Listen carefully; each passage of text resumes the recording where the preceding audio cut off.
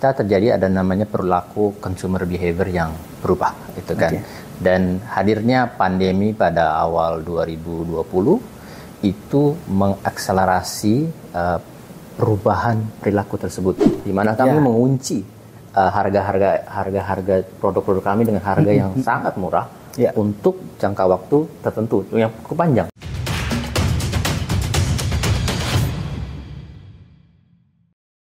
Bismillahirrahmanirrahim. Assalamualaikum warahmatullahi wabarakatuh, teman-teman sobat brand dari seluruh Indonesia. Jumpa lagi dengan saya Agus Arianto, saya Managing Editor dari infobrand.id. Tentu saja dalam program Info Brand Talk, program bincang-bincang dengan brand-brand di Indonesia. Seperti pada kesempatan kali ini, kita akan berbincang dengan brand yang tentunya sudah dikenal luas masyarakat di Indonesia. Brand apakah itu? Sebelum itu saya akan membacakan atau menginformasikan sedikit background mengenai bincang-bincang Info Brand Talk pada kesempatan kali ini. Sobat brand, selama pandemi banyak perubahan yang terjadi di masyarakat, seperti belanja di pusat perbelanjaan modern tentunya, seperti minimarket, supermarket, hypermarket, dan pusat-pusat perbelanjaan modern lainnya tentu saja terdampak akibat adanya pembatasan masyarakat di tempat-tempat umum seperti itu ya. Sempat terjadi pembatasan di awal pandemi, kondisi tersebut memberikan dampak kepada perkembangan pusat perbelanjaan modern. Bagaimana perubahan yang terjadi di tempat-tempat tersebut dan bagaimana proyeksinya perkembangannya di tahun-tahun yang akan datang. Info Brand Talk kali ini akan mengangkat topik membaca tren belanja di pusat perbelanjaan modern. Tentu saja untuk membahas topik kali ini, seperti tadi yang sudah saya singgung di depan, kita akan berbincang dengan salah satu brand yang sudah sangat dikenal oleh masyarakat. Brand apakah itu? Adalah Hero Supermarket. Baiklah, langsung saja kita undang narasumber kita dengan Bapak Diki Rizbianto selaku Head of Corporate and Consumer Affairs PT Hero Supermarket Tbk. Selamat datang Bapak Diki. Terima kasih. Ya. Oke Sobat Brand, sekilas mengenai Hero Supermarket adalah pusat perbelanjaan modern yang hadir di Indonesia sejak tahun 1971. Di Indonesia, Hero Supermarket memiliki beberapa jaringan bisnis pusat belanja modern seperti Hero Supermarket, terus ada Guardian, IKEA, dan sempat ada Giant. Nah, kita tahu Sobat Brand, belum lama ini Giant terpaksa melakukan penutupan sejumlah gerainya gitu ya. Untuk itulah Info Brand Talk kali ini akan mengangkat topik mengenai membaca tren perkembangan pusat belanja bisnis modern. Langsung saja kita akan berbincang dengan Bapak Diki. Oke, selamat sore Bapak Diki. Seperti di opening yang tadi sudah saya sampaikan Pak, barangkali bisa diceritakan nih sebelumnya gitu ya, oleh Hero Group sebagai pelaku pusat perbelanjaan modern, di mana ada Hero gitu kan, ada Guardian, ada IKEA, dan sempat tadi saya singgung ada Giant. Terpaksa selama pandemi kemarin itu Giant ditutup itu Pak ya. Sebenarnya apa sih yang terjadi Pak? Bisa diceritakan Pak? Oke, jadi kondisinya apa namanya? Kita terjadi ada namanya perilaku consumer behavior yang berubah, itu kan.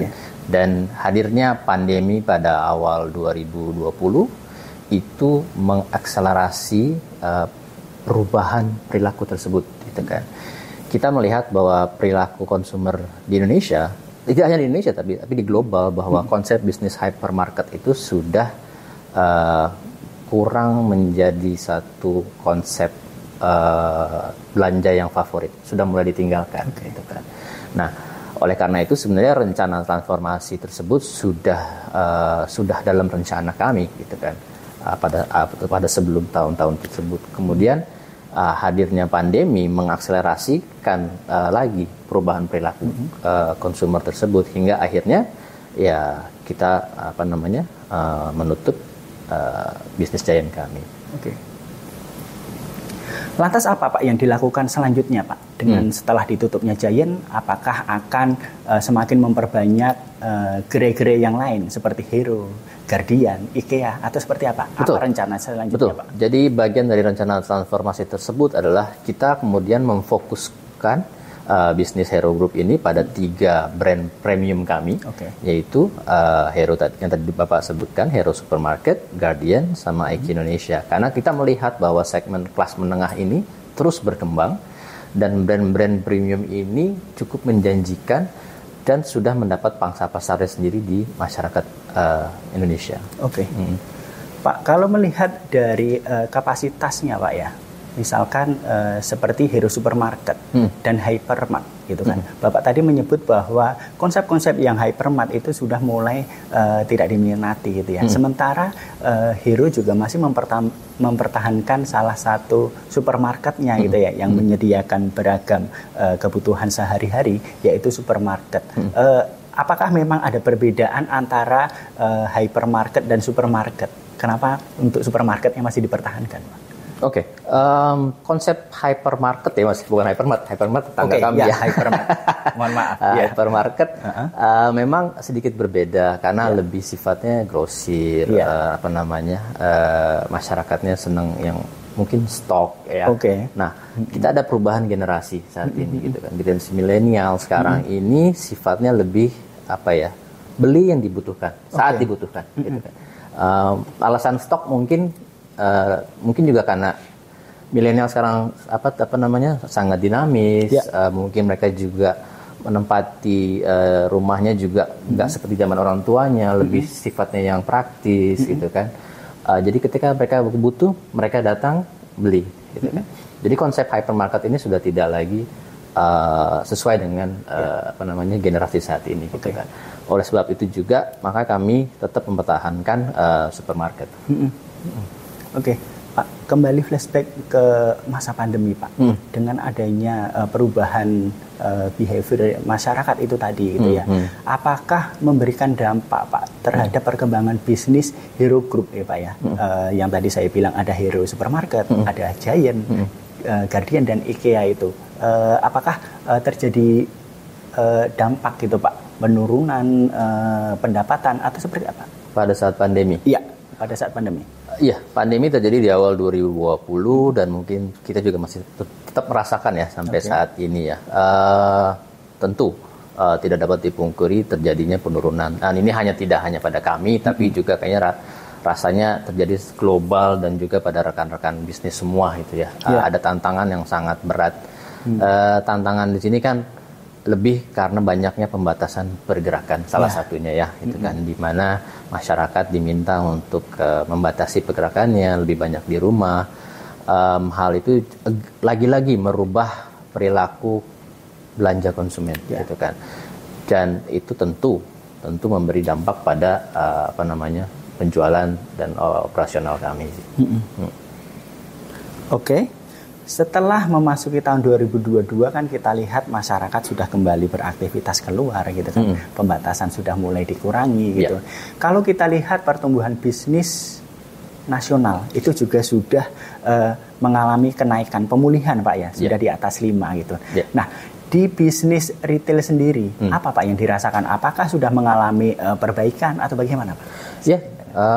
Saya sependapat bahwa dengan adanya pelonggaran atau relaksasi dari pembatasan kegiatan masyarakat, kita sudah bisa melihat langsung bahwa masyarakat sekarang mungkin sudah, atau pelanggan sudah berbondong-bondong datang ke pusat perbelanjaan, ke tempat wisata, dan itu tentu memberi pengaruh yang positif buat kami. Kita bisa melihat bahwa penjualan dan kunjungan itu selaras naiknya, gitu kan.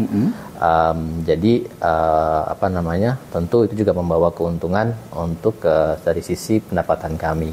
Mungkin saya bisa share sedikit di tahun 2022 ini kita telah juga tadi sudah memberikan laporan keuangan kepada publik di Public Expose, di mana pada sampai Desember ini kita sudah ada peningkatan pendapatan bersih itu sekitar 31% dibanding tahun sebelumnya. Betul. Kalau dibanding sebelum pandemi, bagaimana Pak? Dibanding sebelum pandemi, angkanya saya harus cek lagi ya pastinya, tapi kurang lebih sudah hampir mendekati angka normal ya.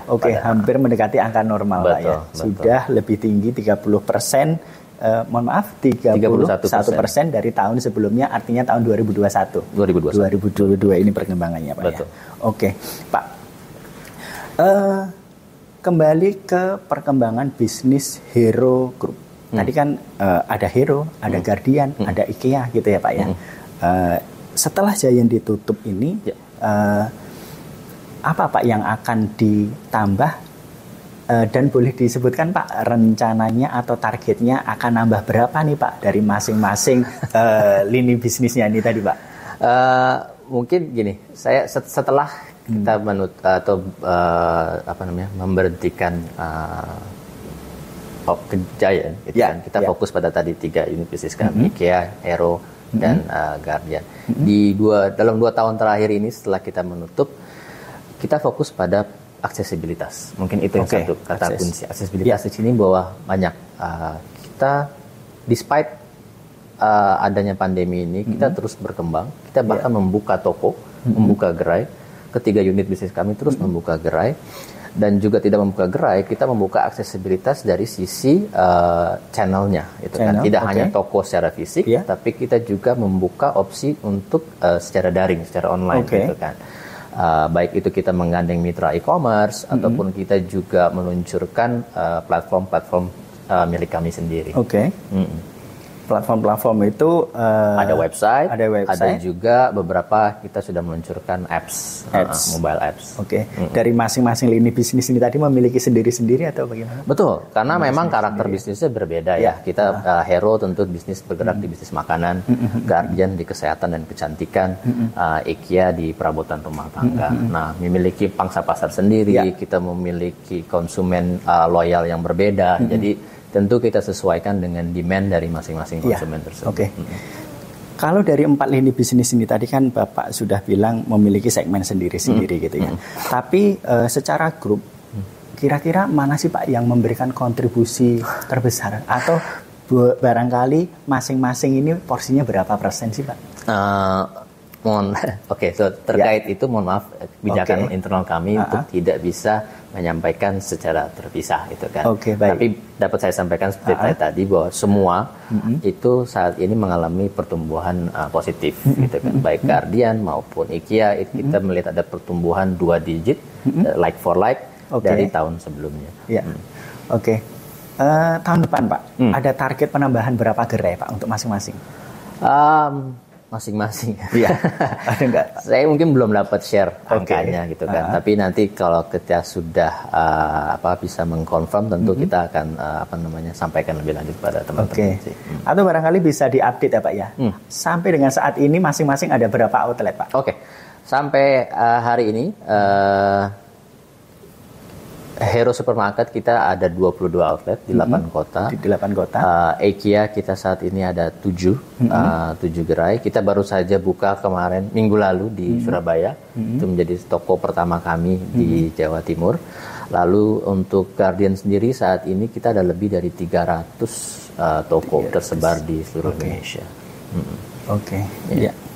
Pak, di penghujung tahun ini lagi-lagi kita dihadapkan pada sebuah tantangan. Kalau di tahun 2020 ini tadi kan tantangannya adalah pandemi. Efeknya seperti apa? Tadi seperti sudah Bapak sampaikan gitu ya. Di penghujung tahun kita dihadapkan lagi pada tantangan baru, yakni ancaman resesi Pak, yang dipicu oleh inflasi yang tinggi gitu kan, dan kenaikan suku bunga sebagai respon dari inflasi gitu ya. Kalau Hero Group sebagai yang bergerak di pusat perbelanjaan modern, menurut Bapak apakah akan ada dampak Pak? Dari awal pandemi, kalau saya tarik mundur sedikit ya, sampai detik ini, rasanya ini merupakan tahun pembelajaran buat kami. Tidak hanya kami, tapi rasanya semua gitu. Karena mungkin semua teori ekonomi, semua teori bisnis itu diputar balikan dengan adanya pandemi ini gitu kan. Nah, rasanya kami percaya bahwa tahun 2023 ini tetap akan menjadi sebuah tahun pembelajaran di mana people atau masyarakat, pelaku bisnis semua sifatnya akan wait and see. Kita lihat dampaknya seperti apa. Begitu juga dampaknya kepada konsumen gitu kan. Jadi kita belum bisa memprediksi dampaknya langsungnya seperti apa. Tapi yang pasti kalau dari kami kan tetap memberikan terus berinovasi terhadap produk, terhadap layanan. Kami juga memastikan bahwa harga-harga kami akan memastikan terjangkau, gitu kan. Betul, dan terus menyesuaikan layanan kami seiring dengan kondisi dan kebutuhan yang berjalan. Kalau sejauh ini Pak, dari produk-produk Hero Group ini gitu ya, kan bermacam-macam ya kan. Kayak kebutuhan sehari-hari, kesehatan seperti itu ya. Ada juga kalau di IKEA itu adalah furniture seperti itu. Sudah terjadi inflasi belum sih Pak? Soalnya kalau kita lihat di luar sana itu sudah banyak loh Pak yang terjadi kenaikan gitu ya. Barangkali imbas dari kenaikan harga minyak goreng atau BBM itu makanan sehari-hari Pak. Sudah naik Pak. Nah, kalau untuk produk-produk itu tadi yang sering dibeli di pusat-pusat perbelanjaan itu tadi, apakah terjadi kenaikan Pak? Secara operasional penyesuaian mungkin ada di beberapa area tertentu. Tapi despite itu mungkin konsumen kami atau konsumen Hero tidak perlu khawatir. Karena dari sisi, kalau saya bikin cerita, ambil contoh aja untuk Hero, untuk Guardian, kita banyak promo. Gitu kan. Dan kita ada Guardian yang mungkin terkenal ada satu kunci terus harga murah, di mana kami mengunci harga produk-produk kami dengan harga yang sangat murah untuk jangka waktu tertentu yang cukup panjang. Jadi di saat harga-harga lain sudah naik, kita kunci dengan harga yang sangat murah di basic di awal. Dan ini juga berlaku di Hero Supermarket gitu kan. Jadi ya mungkin operasional meningkat, tapi konsumen, end consumer tetap merasakan di toko-toko kami dapat memperoleh produk-produk dengan harga yang sebenarnya relatif sangat terjangkau dan boleh kami katakan cukup murah, bersaing dengan pasar. Gitu. Apa yang dilakukan oleh Hero sehingga bisa memberikan jaminan harga murah kepada masyarakat itu? Jadi kami bekerja sama dengan mitra-mitra supplier kami gitu kan, untuk mengunci harga berapa, ada ribuan produk gitu kan, untuk jangka waktu tertentu. Dan kami sudah bekerja sama dengan mereka untuk kita udah lock di depan untuk periode sekitar kemarin sekitar 6 bulan, kayaknya terus akan berjalan kita evaluasi. Jadi ini merupakan kolaborasi yang sangat menarik sih dengan mitra kami. Jadi Pak, kata kuncinya menghadapi krisis, ancaman krisis 2023 dari Hero Supermarket sendiri bagaimana Pak? Di balik semua kesulitan, rasanya tetap ada satu kesempatan, ada opportunity. Ya, disitulah kita mungkin harus pandai mencari opportunity tersebut, kesempatan itu. Jadi ya kata kunci apa? Ya mungkin kita yakin aja, positif. Positif Pak ya. Optimis. Untuk menghadapi tantangan di tahun 2023 tetap akan ada peluang itu Pak ya. Betul. Bisa dimaksimalkan. Betul. Pak, pertanyaan terakhir ini Pak, dari yang sudah kita obrolin panjang lebar itu tadi ya, dari dampak sejak awal pandemi sampai akhirnya Hero kembali bangkit, terus dengan rencana-rencana Hero Group itu tadi gitu Pak ya. Nah, apa sih Pak yang menjadi target jangka pendek? Barangkali target jangka pendek ini adalah tahun depan mau ngapain gitu kan. Terus target jangka panjangnya, ke depan Hero ini akan jadi seperti apa sih Pak? Silakan Pak. Untuk jangka pendek, kita akan terus mengintensifkan program-program tadi, harga-harga promo segala macam. Kita juga akan memperbaiki lagi layanan kami. Kita akan meningkatkan range produk-produk kami yang kami hadirkan di toko. Ini juga berdasarkan dari pendapat atau input masukan dari konsumen kami, karena mereka ingin melihat mungkin ada rangkaian produk yang belum masuk. Nah, kita akan terus tambahkan. Ini hanya berlaku untuk Hero, berlaku juga untuk Guardian, berlaku juga untuk IKEA Indonesia gitu kan. Nah, untuk jangka panjang kami masih tetap fokus mungkin pada aksesibilitas, Oke. aksesibilitas tadi. Nah, jadi kemungkinan ada beberapa unit bisnis kami yang akan terus berekspansi untuk memastikan bahwa produk-produk yang kami tawarkan ini, gitu kan, dapat lebih mudah dijangkau oleh masyarakat Indonesia. Baik.